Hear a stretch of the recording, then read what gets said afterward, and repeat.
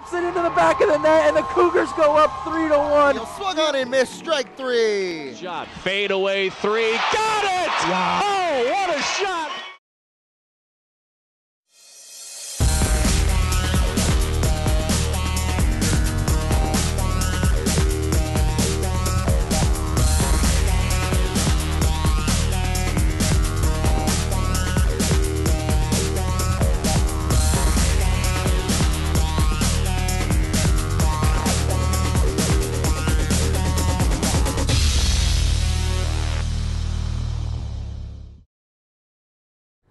Hello everyone and welcome once again to the Bobby Cremins Show. I'm Steve Cooney, sitting in for Nate Ross, who is off on assignment, who knows, coach, somewhere on the North American continent. But joining us as usual for the show is College of Charleston head basketball coach Bobby Cremins. Coach, coming off a tough week where you had a couple of losses, one to George Mason and one up at Wofford, you were still on the road and you went up to Furman, and I guess you'd have to count it as kind of a bounce-back game. You went in to face a Paladins team that was probably gnashing their teeth a little bit, ready to get at you, and you guys answered the bell. Well, Steve, you know, the Southern Conference, there are no easy games. And so we had to go on the road, our first road trip. And in the Southern Conference, most of the time, not always, you go in pairs. And obviously, two schools that about half hour, 45 minutes apart, Wofford and Furman. And this time we started at Wofford, and we got beat up. And then we had to get on a bus and go over to Greenville and play a dangerous, dangerous Furman team. And I love your point about bounce back.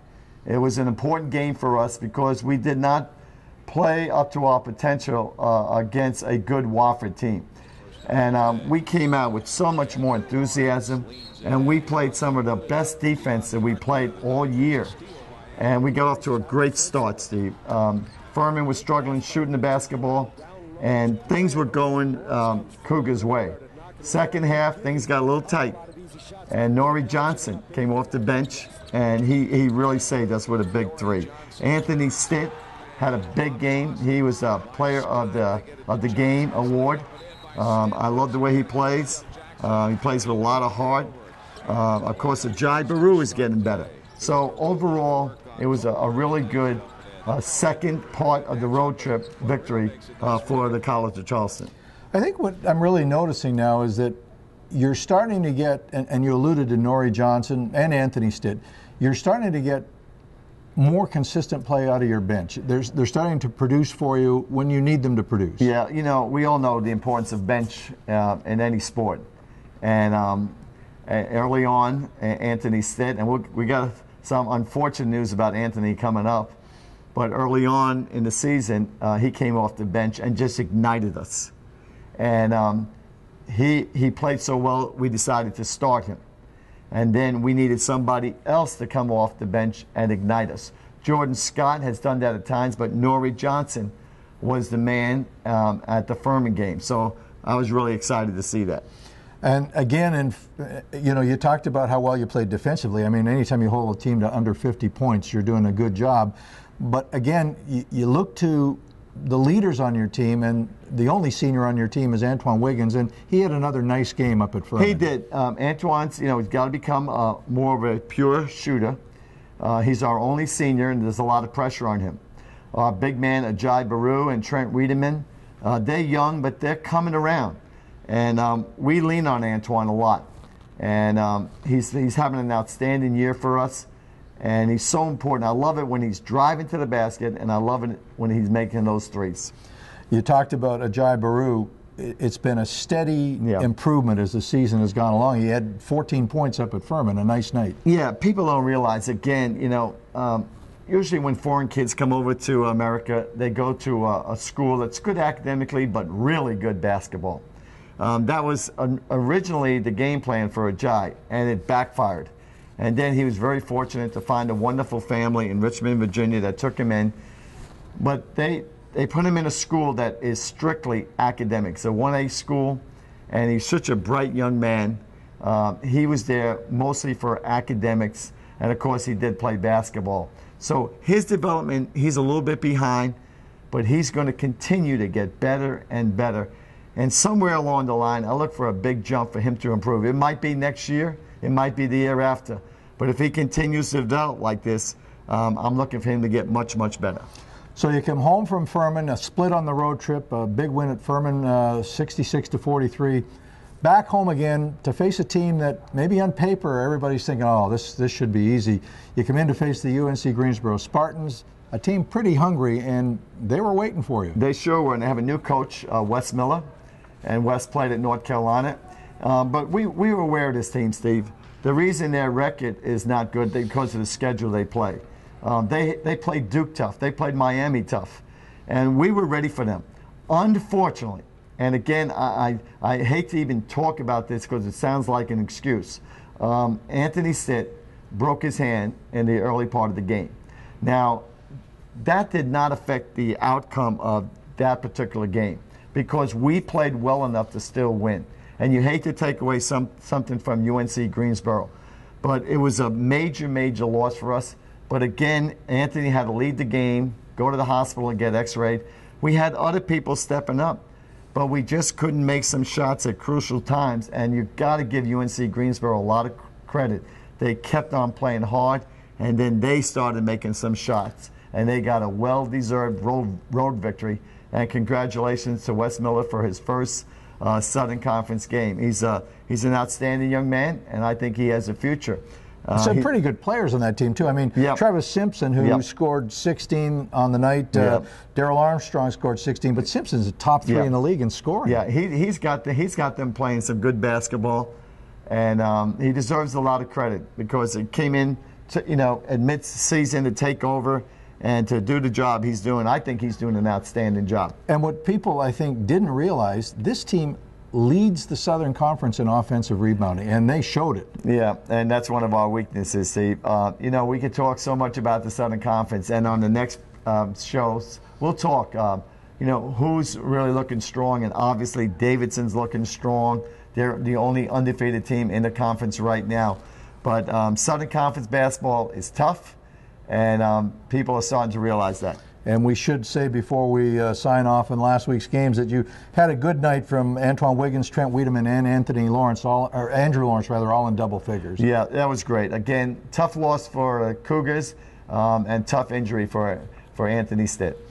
Well, Coach, it's time now once again for our Coca-Cola Play of the Week. And this week's Play of the Week comes from the home game Thursday night at the TD Arena against those UNC Greensboro Spartans. It happened early in the second half. Cougars leading at the time by a single point, 48-47. Really a nice play, set up and started by Matt Sundberg, who was well out on top. He fired a pass onto the wing to Trent Wiedemann. Wiedemann skipped it immediately to Antoine Wiggins down in the corner. Wiggins saw Sundberg coming down the paint, hit him with a pass, nice, beautiful lay-in, and really a picture-perfect play. Looking at it again, you've got Matt Sundberg starting it all off out top. Gets a pass over to Wiedemann on his right. Wiedemann relays it immediately to Antoine Wiggins, and Wiggins finds Sundberg streaking down the paint for the nice lay-in. That's our Coca-Cola Play of the Week, and I don't think they could draw it up any better. If we look at it one more time, and you'll see Matt Sundberg spotted it, and he took off as soon as he dumped the pass off to Wiedemann. He took off, got it over to Wiedemann, Wiedemann to Wiggins, Wiggins into Matt Sundberg. Sundberg lays it in, and that is our Coca-Cola Play of the Week.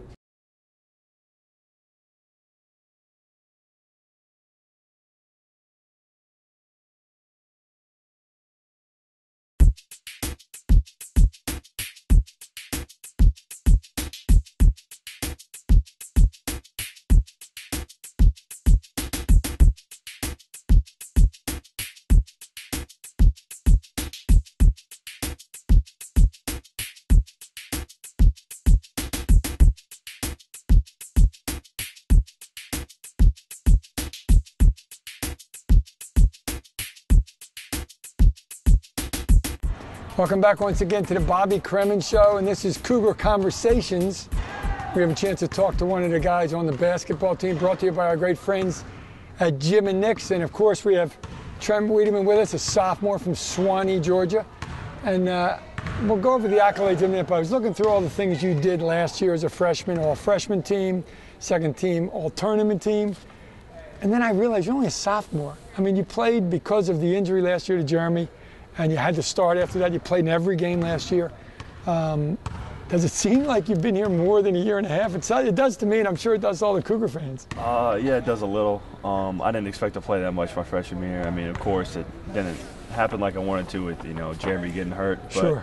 I got the role, and, I started, I think, 14 games at the end of the season. So, yeah, I definitely didn't really feel like a freshman at the end of the year last year. So I don't really feel like a sophomore this year. Exactly.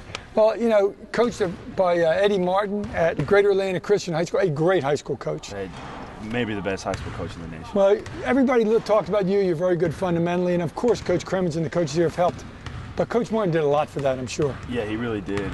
He helped me a lot in the off season, just working on footwork, working on fundamentals, working on basketball IQ. He really helped out my basketball IQ.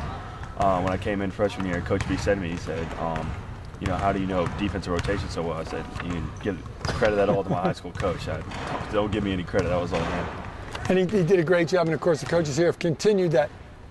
Everybody asked me, so I'm going to ask you, how much weight have you put on since last year? About 30 pounds. Needed inside in the post in the Southern Conference and beyond? Definitely needed. Last year I got pushed around a little too much, especially by teams and BCS conferences, and this year it's not happening nearly as much because of it. A lot of freshmen that you were last year, Ajay Baru, Anthony Stitt, are big-time contributors this year. We'll talk about Ajay in a minute. How does Anthony have the confidence he has? Is it because you guys give it to him? Because he's made some big shots early in the season. I think he just has it. The way he plays, his whole demeanor on the court is he didn't even play like a freshman. He just doesn't act like a freshman. He's making pull-up jump shots, making good decisions, and that's just impressive. Last year you played with Jeremy, and then of course you just talked about it. After Jeremy got hurt, you played in place of Jeremy. This year it's Ajay Baru inside with you. He's a freshman. You haven't played many games together, obviously, because it's only halfway through his freshman year, your sophomore year. But you guys have something going on where you know where the other one is. Yeah. You're both very good scorers. You're both very good passers. We're good friends off the court, and I think that helps. Definitely. But we're still taking a little bit of time to get used to each other completely. I think by the end of the season we'll definitely have it. But yeah, he's a very good passer. I didn't expect that. Every time I cut to the hole and there's just an inch of space to give me the ball, he'll get it to me. And I just love feeding him in the post because he's such a good scorer in the low block. So, yeah. Correct me if I'm wrong. That's not part of the play either. That's when the play breaks down or when coach just calls motion. It's just moving without the ball and he knows where you are, you know where he is. Right. Yeah, it's definitely not a set play, and he's just really good at recognizing it. Talk about Matt Sundberg a little bit as well. Did not play last year because he was redshirted. Another contributor who subs for you guys and has to play inside as well. Yeah, he's definitely a different player than me and Ajay, but he's playing the same position, but he's just playing a little bit different. He's a great shooter. Can't leave him open on the court. He's going to knock it down. And but he's doing other things. He's rebounding, playing good defense, making the right rotations, making good passes. He's bringing the ball up the floor. So he's doing a really good job, not just shooting. You sound like a coach, and I think maybe comes from your mom a little bit. Yeah, maybe a little bit. Yeah. She was a great player at Georgia Tech. And after the games, the coaches critique your performance, but I heard she does a little bit too. Yeah, she does a little bit. She's also really encouraging and always tells me good game if I didn't have one, but she'll definitely let me know I had a bad game too, but saying, you did this wrong, you did this wrong. But it's good to have.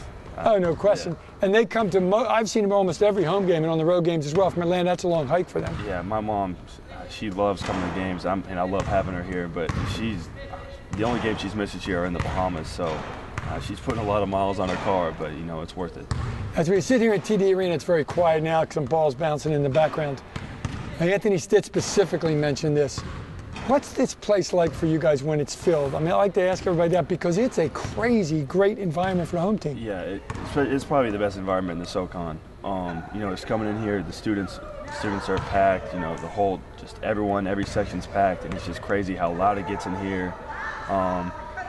It's awesome. It's fun to see, especially when we play the Citadel and everyone just saying, this is our city, that kind of stuff. That was really cool to see. Last thing, I'm going to let you go on this question.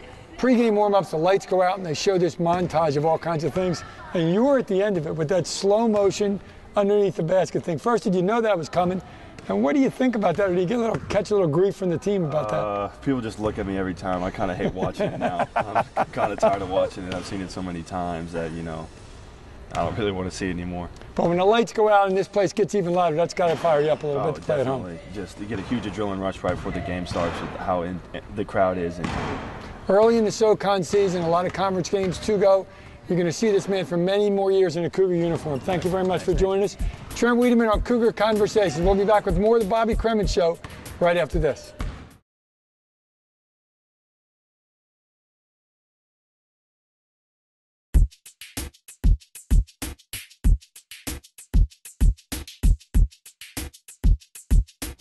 And welcome back to the Bobby Cremins Show. It's time now for our look ahead. We do it every week, and it's brought to you, of course, by our good friends at Piggly Wiggly. Coach, you alluded to it.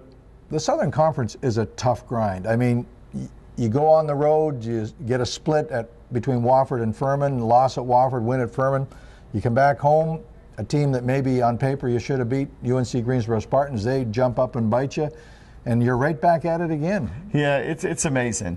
And let me remind everybody while we're talking about the SoCon that the tournament has a new site this year. We'll be up in Asheville, North Carolina. I believe it's the Civic Center up there. They've renovated it, and that will be the new site for, I believe, at least 2 or 3 years for the SoCon Championship. They had it there in the past, and they've had a lot of success. And, of course, we all know the winner of that tournament gets an automatic bid to the big dance. The regular season winner, which we were last year, gets an automatic bid to the NIT. But you're right, Steve. We've lost a lot of great players in our conference. You talk about Wofford, Noah Dahlman, of course, Drew Godlock. Several teams lost some really good players. But I'm starting to see that we have as much balance as ever in the SoCon. I mentioned Davidson right now being the only undefeated team. And Bobby McKillop, you know, we know so much about what a great coach he is. And the Davidson Wildcats are playing some great basketball. They have that signature win over Kansas, in Kansas City. We mentioned Wofford, but you got Chattanooga in the mix. You got so many teams. I can probably mention at least several teams in the mix. Our next game happens to be against another Bobby McKillop disciple, Matt Matheny, who was a longtime Bobby McKillop assistant at Davidson, and now he went over and took over the program at Elon. And he runs a great program. And he's trying to do a blueprint of Davidson over at Elon. And he's really working hard, and he's going to have a shot at it. And I always check the scores out when Elon goes against Davidson because, you know, it's pupil against the mentor. So you're absolutely right. And so we had the home game against Elon, go on the road to a really tough environment at Davidson, and then we got to stay on the road and go to another, maybe the most improved team in the Southern Conference, Georgia Southern, down there in Statesboro. So the big thing now, the question is, are the Cougars ready for this challenge? And obviously, you know, I hate to talk about injuries because, as my wife says, they sound like an excuse. But we got some reshuffling to do. We got to kind of reinvent ourselves, especially now with the injury to Anthony Stitt. Maybe we can get Anthony back for the tournament in Asheville, but right now he's out. We'll move our first sub, Nori Johnson, to the starting lineup. And then Jordan Scott, Trevante Dixon, some of those guys are going to have to step up, Steve. Well, it's an opportunity for somebody. It's an opportunity. So, you know, the Cougars will have a little bit of a different look. We're getting knocked around. Obviously, we got off to a great start. And a lot of people are saying, you know, what happened? And we did lose a little bit of our mojo. And early on, we won a lot of close games. But right now, we are struggling and trying to, you know, keep that College of Charleston Cougar magic alive. And as you said, it doesn't get any easier in this conference. No rest for the weary. No rest for the weary. And the thing of it is, nobody's going to feel sorry for you either. You don't have time to sort of regather. You're right back at it tonight against Elon, and then on the road to Davidson, and continue on from there to Georgia Southern. You better believe nobody's going to feel sorry for us, and that's the way it should be. People are going to come after us, but there's some good basketball in this league, and again, we got to be ready, Steve. We're trying to come up with some ideas as we speak. And so we can go into these places and you know, have a chance. And but again, I'm proud of Nori Johnson right now. So we're going to need somebody else, and hopefully Jordan Scott, who helped us early on, then struggled. Maybe he could come back and give us a lift. Well, all right, to recap the schedule, once again, you've got the Cougars home to Elon, finishing out a homestand, and that's tonight on MyTV Charleston. Then they're back on the road again for a tough road trip. They'll go up to North Carolina to play the Davidson Wildcats at Davidson on Thursday evening, again on MyTV Charleston. That's a 7 o'clock tip. And then they're on the road, they continue on the road to Statesboro, Georgia, to face what Coach is calling probably the most improved team in the Southern Conference this year, the Georgia Southern Eagles. And that crowd's going to be ready for the Cougars. That's the rivalry that a lot of people have enjoyed for a lot of years, and those Georgia Southern fans love it when the Cougars get there and they get a chance to get their teeth into them. We'll be back to close out this week's edition of the Bobby Cremins Show in just a moment. Don't go away.